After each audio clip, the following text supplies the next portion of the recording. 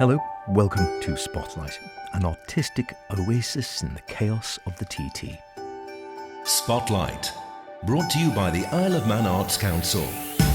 This evening, we hear about a special evening at the Peel Centenary Centre for the Blue Train Big Band. More from Manx storytellers Skeallyn Vannin. Catch up with the latest happenings at the Isle of Man Arts Council and hear about preparations ahead of the Tynwald weekend concert by the Isle of Man Symphony Orchestra.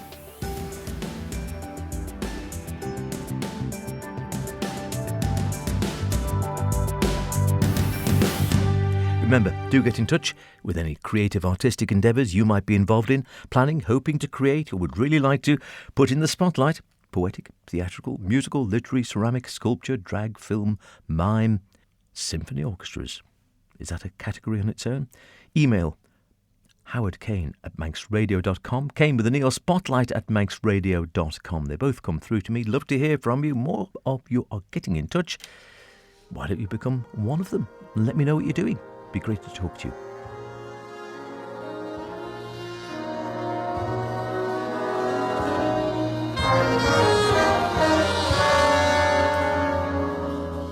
That certain night, that night we met, there was magic. The wonderful sound of the Blue Train Big Band. The band originally formed by John Kinley around 2003.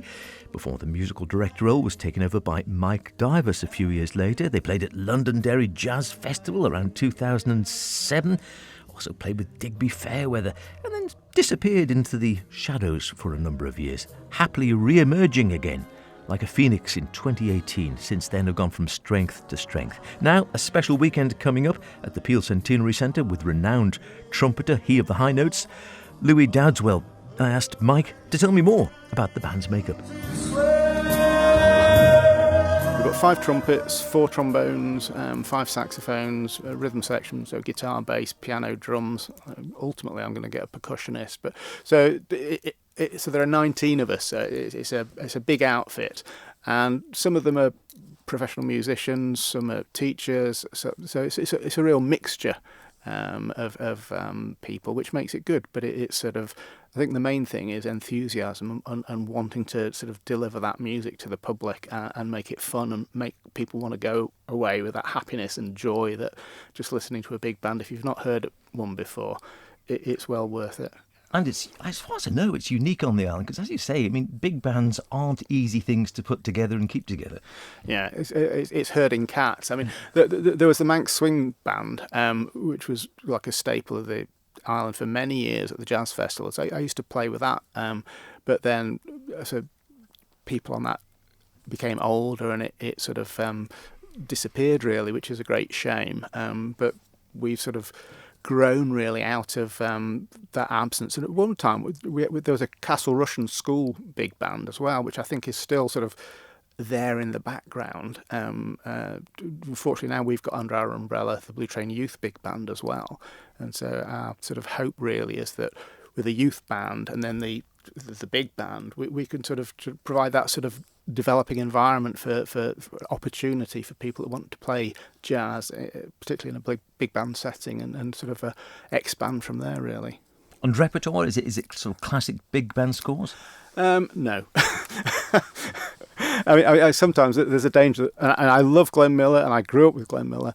Sometimes people think, it's a big band, it's Glenn Miller. And yes, we do play a bit of Glenn Miller, but the guy that's coming over, we'll talk about later, Louis Dowdswell, he's a modern big band person. He's got his own big band and he has new music written for him all the time, arrangements, and we're playing one of his pieces. There's one of my heroes, Gordon Goodwin, ran the Big Fat Band in America, which really completely reinvented how modern big band sounds. And that's been going for 25 years, so we play a few of their charts. But also we play Kenton, we play Woody Herman, and then we do some poppy stuff as well, so Rock You Like a Hurricane, Final Countdown, things like that. So it's a real mix, so we can provide a very varied, eclectic programme, so whoever comes, they're going to enjoy it, which is really important. Sometimes we I worry and think, oh my goodness, this one's a little bit old, and you play a tune from the 80s, but then you realise that the 70-year-olds in the audience, when this was a hit in the 80s, it was their 20s and 30s. So actually, Welcome to the Jungle we play, and it's one of the most popular pieces we do. We do a crazy version of Hush, Deep Purple, but Woody Herman did a version of that way back. And again, I've been knocked over by how popular that goes down with the audiences. So we love it. And do you ever have people sort of saying, wow, I've never heard a big band in full throat before? Yeah, I mean, it is there. I mean, if you listen to all the James Bond films, that sort of big band music in the background, talent contests, Strictly, and things like that. They have their big band night when they have a proper big band there. So I think people know about big bands. They're listening to big bands, but perhaps they don't consciously think, oh, that's a big band. So if you say big band, it's a surprise to them, and obviously that's sort of a campaign we really want to make people appreciate that. Don't be put off by the sound of big band. That's from the 30s and 40s. It's very vibrant, active, and progressive, and that's what we want to make it all about. Don't think it's dated. It's completely contemporary. Yeah, absolutely. Yeah. Well, your chance coming up, because as you say, the Blue Train Big Band are indeed playing at the Centenary Centre Saturday the 13th of June with Louis Dowdeswell as well. So he's sort of guesting. Will he be guesting on all the pieces? Or how's the evening working? Yeah, I mean, one of the things that our band lacks is a screaming trumpet. One of my heroes is Maynard Ferguson and his big bands, and he started off with Kenton in the sort of early 50s, and then he had his own band. And so we've played a few of his charts, so Chameleon,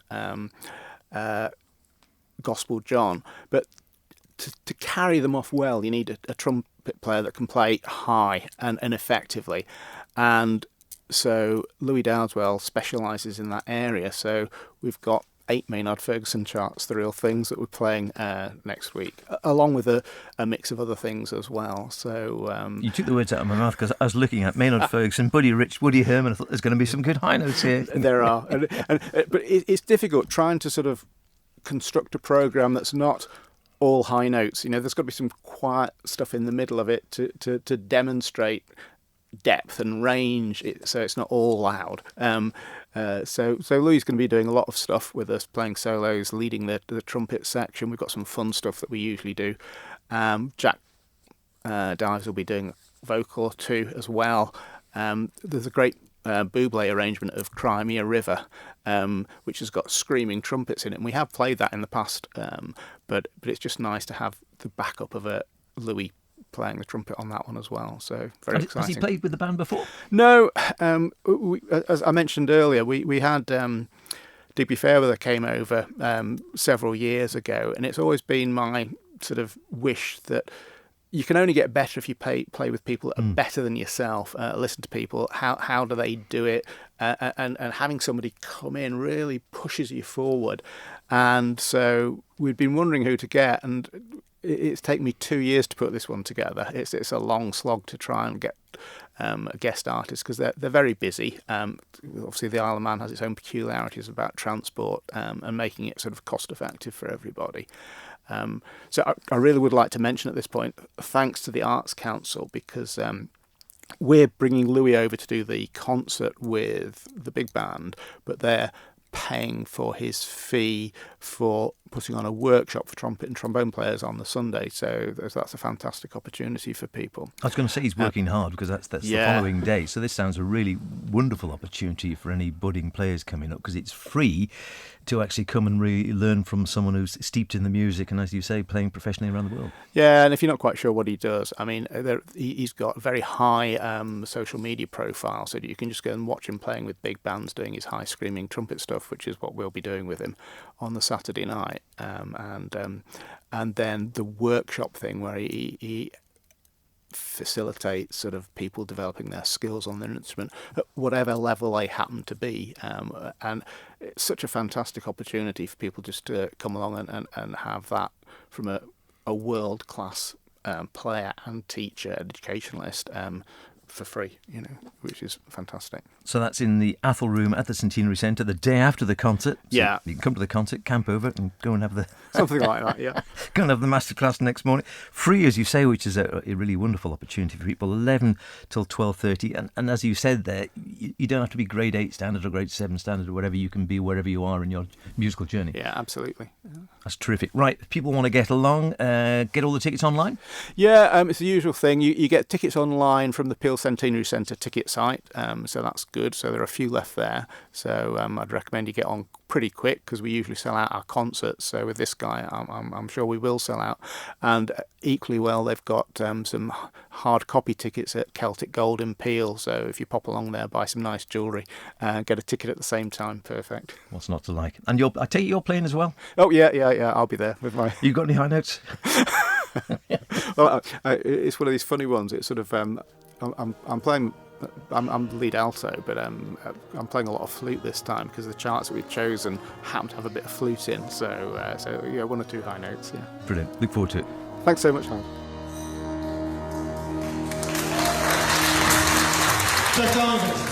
Should be a great evening. And those high notes. What an opportunity to have a free workshop with Louis on the Sunday. Book your tickets now before it's too late. Go online. As Mike was saying there, don't bring your dog to the concert. Those high notes are spectacular. Not for our canine friends, perhaps. Spotlight, brought to you by the Isle of Man Arts Council. We heard from Leandra and Robin from Manx storyteller Skeallyn Vannin last week. They're shortly heading to Wales to represent the Isle of Man at the iconic Llangollen Eisteddfod. And as Leandra told me, unlike the massive Lorient Festival, the event in Wales is actually a competition. Historically, I think there has been choirs who've gone, and there's the brass bands have gone. Of course, I think mainly it is the Manx dancing. Everybody loves the Manx dancing, and so with ourselves this year, because we're different, and the fact that we perform almost like musical theatre, how you would see, but with the Manx language and the Manx tradition. So it's like a twist on it, and it was received really well. They called us like the mighty Skeallyn Vannin, and because we had these puppets and we were very interactive.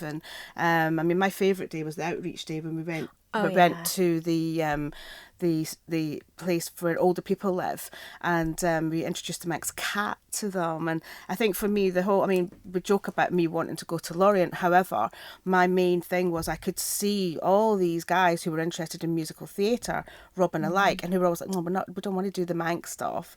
And I thought, you know what? Why not? Let's try and create something that maybe interests you a little bit more. So obviously you have families, the Manx families, whom all the children go along to to everything that they do, but there are also young people who are not getting those opportunities because they're maybe a little bit frightened to sort of go into these spaces. So I just wanted to create a space where everybody could come along and feel, and that's why Skeallyn Vannin really was developed as well as want to go to Lorient. We go to Llangollen on the 7th of July. Yeah. Okay. Yep, so we go on the 7th of July. I'm really, really excited. A little bit different. There was no real pressure on us at Lorient because it wasn't a competition. This is a competition. So Jenny Garrett is now our new musical director. I don't know if you've heard of Jenny. Yes. She's amazing. She's actually in Australia at the moment. Otherwise, she would have been here. So she's off to Australia. And she is playing the piano for some. And Robin is conducting when she's playing the piano. And then when we're doing our unaccompanied pieces, she's conducting and Robin's singing. So it's quite nice. So we're taking part in 2 classes. We were doing 3. Unfortunately, with other commitments for some of the choir members, we just don't quite have enough numbers, and there's lots of restrictions with ages and things. So we're doing the folk class. We're doing the Skeallyn Vannin medley that David Kilgallen wrote, and we're doing Evi as well, which is it's beautiful. It's lovely. And then we're doing an open class, which we've chose musical theatre, and we're doing a musical theatre medley, and we're doing For Once in My Life by Stevie Wonder, unaccompanied. Beautiful. We're also having the experience of performing in the new, so Llangollen's got a historical railway now that opened, I think it was last year. So we're going to be one of the first to perform Wonderful. at this station, and then we get to go on the train, which Very Robin's excited very about the excited train. about. Very excited about the train. Yeah. So, Terrific. So, well, very best of luck with it all. It sounds terrific, doesn't it? Sounds great fun, and very best of luck with the competition. Skeallyn Vannin itself is open. If people want to find out more, can they sort of get in contact? yeah, absolutely. So, I mean, basically, we're about to start a new project. So we're starting a new project, and it is called Über as Kyo, which means working songs. So do you know how you get in Scotland, you get this sort of the walking songs, the women? Yes, yeah. And they're doing the walking. So I had this idea, again, I come up with these ideas, and have this idea that I would really like to use our working songs. Like we've got the spinning wheel, the snoo wheel snoo.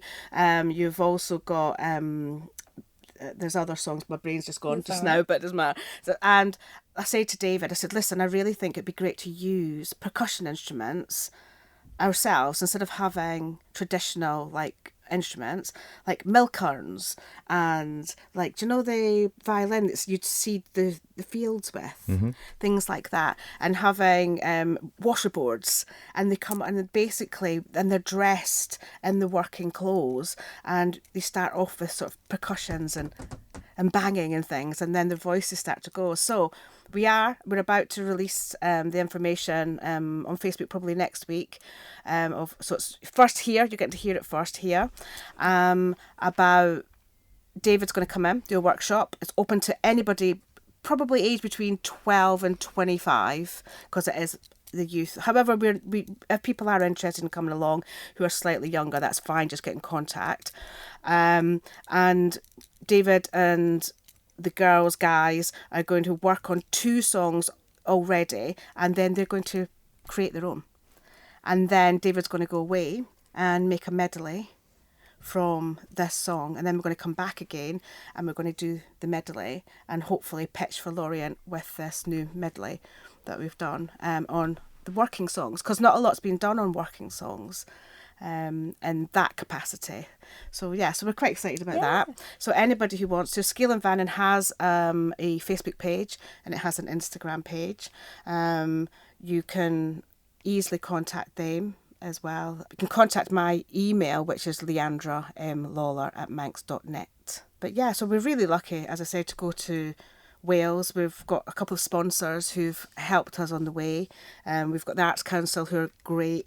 We have Steam Packet, Island Escapes, Black Van, Kaya, and Llangollen themselves have funded some of the travel for us, because getting on and off island is very expensive. And there's 31 of us who are going, performers. Yeah. Best of luck to them both. They will do the Isle of Man proud, I am sure. Well, we haven't heard from our sponsors, the Isle of Man Arts Council, for a while. Always beavering away, though, in the background at so many levels and artistic happenings on the Isle of Man. I popped down to their headquarters at the Villa Marina to have a chat with the Arts Development Officer, Martin Kane, who told me more about the forthcoming series of summer concerts. As TT finishes here, we're just about to start our summer music concert series that we have in the Villa Marina Arcade again, which is going to be fantastic. It's busy as previous years. We've got 32 concerts on this year, which is quite a lot. That is 24 brass band concerts, and then we have 8 Wurlitzer lunchtime concerts, which are all free to come to. They run like previous years. They run Tuesdays, Thursdays and Sundays for the brass band concerts, and Wednesday lunchtimes for the Wurlitzer concerts. We're just like really looking forward to it. We're really hoping for a big turnout this year. So last year we had over 2,000 people, which was the most we've ever had for the concert. So looking to sort of beat our own little goals again this year. Yeah, the first concert happens on the 16th of June, which is Tuesday, and it's Onken Silver Band, which is going to be fantastic to bring in because I think they sort of cleaned up at the Guild this year. I think they won quite a few trophies, so it's a great way to kick off the season. So these are at the upper end of the Villa Arcade, pretty much outside where we are here now in the office. Yeah, absolutely. Yeah, so if you come into the arcade, which is obviously next door to the Gaiety, you see the big staircase at the end of the arcade, and right up there we have the sort of what's affectionately known as the Wurlitzer room, and so we set the brass bands up in there. And these are open, as you say, free. So the idea, or the concept, I think, is people come along, basically get a little bit of culture, get a bit of art, a bit of brass band, a bit of the Wurlitzer or something, whilst they have their lunch. Yeah, absolutely. So for the Wurlitzer concerts, as I say, they're at lunchtime. The Tuesday and Thursday concerts are at 7:30 in the evening, and then the Sunday concerts are at 3:00 in the afternoon.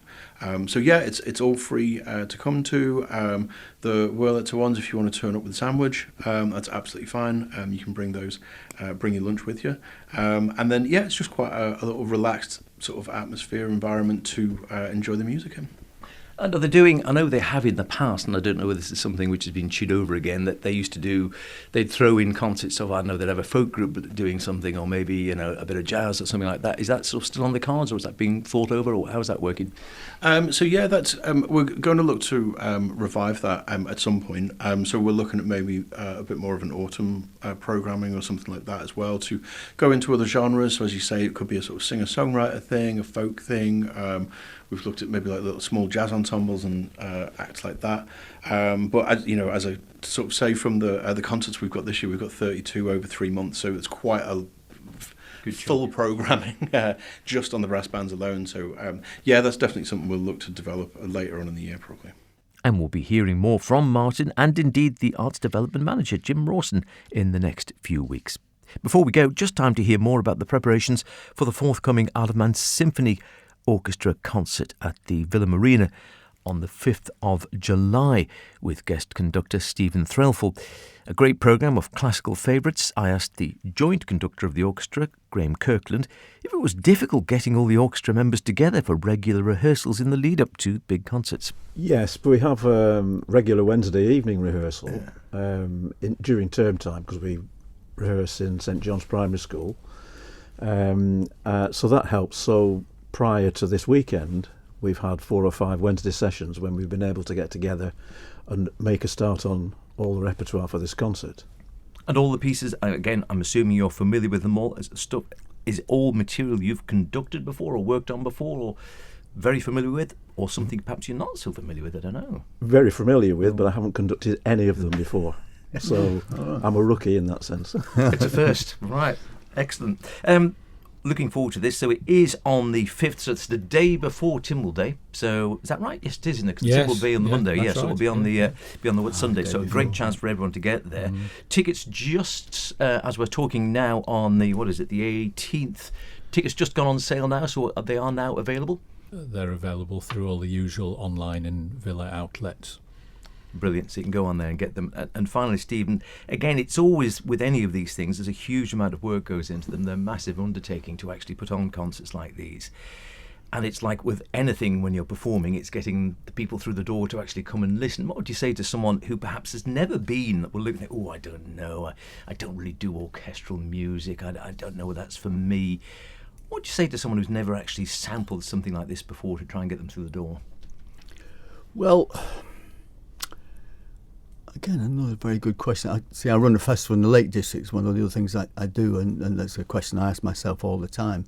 And it's sometimes about the programming, where it is, what other things you can do to attract people towards it. But I think I've always found it throughout my career, if you can just get people through the door, and the closeness to the live musicians, the live being the important word, that really is the thing that attracts people, because they can see in their curiosity is saying, why do they do this? Why are they moving all these bows together? Is it important? In a sense, I would just encourage people to go forward and try it. And the fact that the music is so well known, And I'm saying that in a very commercial way because we've talked about, Morecambe and Wise, and Nimrod is there and it's played and sung and all variations of Nimrod. People know it's used at funerals, etc. It's a funny thing, isn't it? Once music is used for a TV programme or something or other, whatever it is, it then goes in the ear and it stays there. So this is that sort of programme. It's a great vehicle for the orchestra, but I would say if you have any hesitation, just put that away for an evening, because it may lead you to a whole host of other repertoire that the orchestra will play in the future, to become friends with the orchestra, to support them, because the support for an orchestra like this is so important. And in a way, I don't want to say it's on the shoestring because I don't know enough about the finance, but it's tight with amateur orchestras. It is tight, but there's my outsider coming in view about the orchestra is it's a very well-run organisation. It's got enthusiasm at its core, and if you can see that by being a member of the audience just close to, you'll feel that, and you'll feel it through the music, particularly the music in this concert. Fabulous soloist, somebody I've known since she was about 10. So I'm looking forward to connecting again with Dominica, and that's the pull about live music, and long may it be that way. There's so much online, so much available in media, but the live experience you cannot beat. And be there, and Graham and I will make sure we smile at you. I'm happy. Anyone else? Anything else to add? It's also worth saying that paying £16 for a ticket as an adult. Yeah, it's cheaper than many Great nights value. out. It's cheaper than a meal out. It's cheaper than going to some of the shows at the Gaiety or elsewhere. And if you're a student in full-time education, it's just a £5. Right. Graham Kirkland, Andrew Cole, Stephen Threlfall there, talking about this summer's IOMSO concert on Sunday the 5th of July. As Stephen says, even if you've never been to a symphonic concert before, give it a go. You will recognise some of the tunes. You'll really enjoy seeing the orchestra up close and hearing them live, and who knows, it might kindle a lifelong passion. That's about it for now. See you next week when we'll be hearing about a fascinating piece of theatre coming up at the King's Court Theatre, among other joys. See you then. In the meantime, be good, whatever you're doing. Be creative about it. Emu.